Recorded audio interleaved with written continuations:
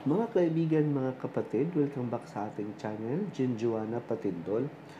Sa umagang ito, ating baliktanaw ang mga proyektong ginagawa ng ating mahal na First Lady ng kanyang panunungkulan sa kanyang yumaong asawa na si Ferdinand ah, Marcos.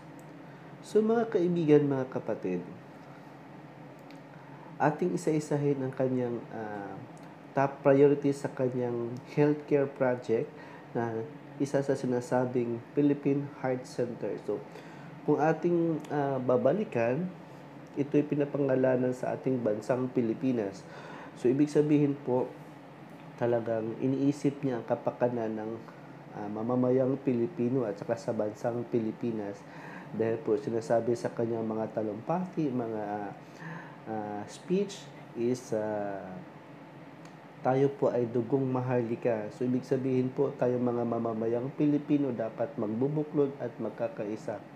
So, isa lamang po to sa pagpapatuloy ng kanyang mahal na katuwang sa buhay na si Madam Imelda Marcos na sa kanyang pagpapatayo ng proyekto sa ayon sa kalusugan. So, ito po ang kanyang isa sa mga proyekto na kanyang naipatayo sa panunungkulan ng kanyang asawa bilang Pangulo noong Marcos regime or Marcos time. So, maraming bumabatikos dito na mahal ang pagpapatayo ng sinasabing Philippine Heart Center. Pero isa sa nakikinabang po dito is yung taong tumutuligsa tulad halimbawa kay Noynoy Aquino III, si Benigno Aquino. So, sila po ang may motibong personal interest. Kasi kung inyo pong napapansin, ito pong proyekto na to, ito po ang tinutuligsa ni Benigno Aquino sa panunungkulan ng Administrasyong Marcos. So, siya po ang tumutulugsa, siya po ang kumukontra sa pagpapatayo sa klaseng proyekto na ito. Pero, nung ito po ay nag-operate, nung ito po ay officially na nag-operate sa ating bansang Pilipinas, isa po dito ang nakikinabang si Benigno Noynoy Aquino, yung pagkakasakit ng kanyang puso at saka tinutulungan po siya ng mahal na First Lady of the Philippines na si Imelda Marcos na kailangan niyang pumunta sa ibang bansa para mag-undergo ng surgery sa puso. Pero dito po siya namamalagi. So, nung time po na ito po ay ginagawa, panay kontra, panay tuligsa. So, kung inyong napapansin, hanggang ngayon po, namamayagpag pa rin po ang sinasabi nating Philippine Heart Center. Kung inyong mapapansin, pinapangalan talaga siya ng ating bansang Pilipinas, Philippine Heart Center. So, ibig sabihin, hindi po siya personal. Hindi katulad ni Noynoy Aquino na binaril lamang po siya sa International Airport. Ngayon, pinapangalanan po siyang Ninoy Aquino International Airport. So, yun po ang sinasabing personal na interest. Dahil doon lang kamo siya pinatay, doon po siya nabaril, yun po ay pinapangalan ng Ninoy Aquino International Airport. So, wag po nating i-focus yung sinasabi natin na Ninoy Aquino International Airport. Balik po tayo dito sa ating episode ngayon tungkol sa Philippine Heart Center. So, ito po ang napakagandang project na ginagawa ng unang ginang sa bansang Pilipinas dahil sila po ay magkatuwang ng kanyang asawa na sa Ferdinand Marcos na iniisip ang kinabukasan ng nakakarami, iniisip ang kinabukasan ng mamamayang Pilipino. Dito pa lang sa building na to, dito pa lang sa facility na to, yung sinasabing Philippine Heart Center, hanggang ngayon, patuloy pa rin siyang nakatayo, patuloy pa rin siyang gumagana, patuloy pa rin siyang ginagamit ng mamamayang Pilipino, patuloy pa rin siyang tinatamasa ng mga taong nangangailangan ng paggamutan pagdating sa puso. So, isa lamang po ito sa pagpapatunay na ang unang ginang ng bansang Pilipinas ay naghahangad ng magandang kahihinatnan ng mamamayang Pilipino balang araw o pagdating ng panahon. So, kung inyo pong napapansin, ang unang ginang po ang nag-iisip ng ganitong klaseng proyekto. Bagkus, ito po ay sinuportahan ng kanyang asawa na sa Ferdinand Marcos, bagamat ito ay yumao na. Pero hanggang ngayon, patuloy pa rin siya tinutulisan ng mga kontrapartido na kesyo maraming kurakot. Hanggang ngayon, pinagpapatuloy pa rin yung sinasabing nakaw na yaman. Kung atin pong balikan, ang tunay na magnanakaw is yung mga dilawan. Yun po talaga ang pinaka number one, kasi kung inyo pong napapansin, sa kanilang panunungkulan, sa kanilang kapanahunan, pinagbebenta ang Java Island, pinagbebenta doon sa Malaysia. Sa panunungkulan naman, kung inyong nasusubaybayan ang panahong Noynoy Aquino Benigno III, ano ang balak niyang gustong ipagbenta, ipagbili, is yung sinasabi natin ngayong Scarborough Shoal. Kung inyong napapansin ngayon, patuloy pa rin ang pag-uusap, pag-aayos sa sinasabing Scarborough Shoal base doon sa China at saka sa Philippines. So, yun po ngayon ang parang inaayos ng ating pamahalaang Duterte. So, di ba?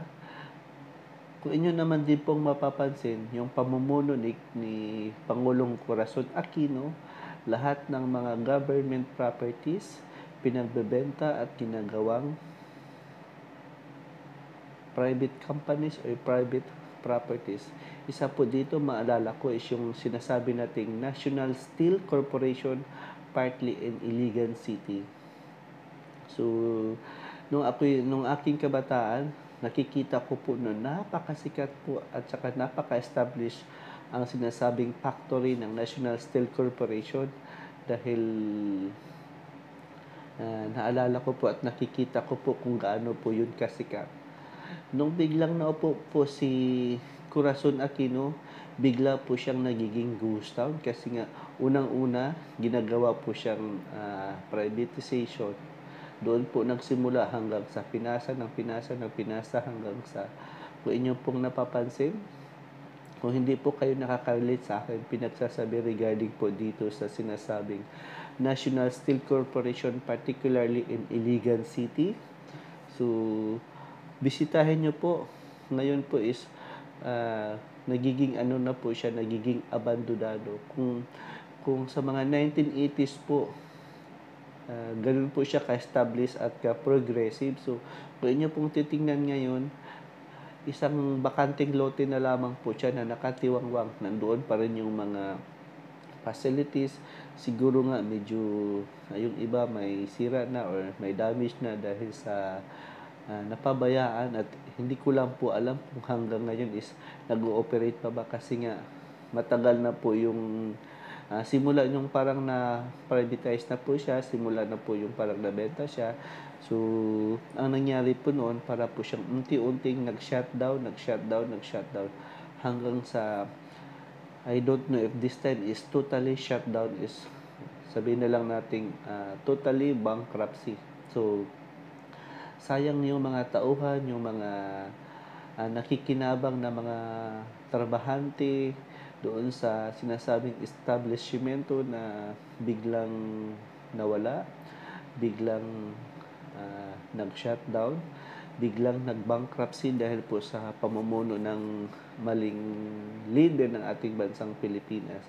So, kung inyo pong napapansin, yung nagsimula ang ganitong sistemang pagkalugi or pagka-bankrupt is yung pamumuno ni Cory. Pinasa ni Fidel, pinasa ni Ira, pinasa ni Gloria, hanggang sa dumating kay Noynoy. So, kahit naman po may balik natin ngayon kay Duterte, hindi natin po alam na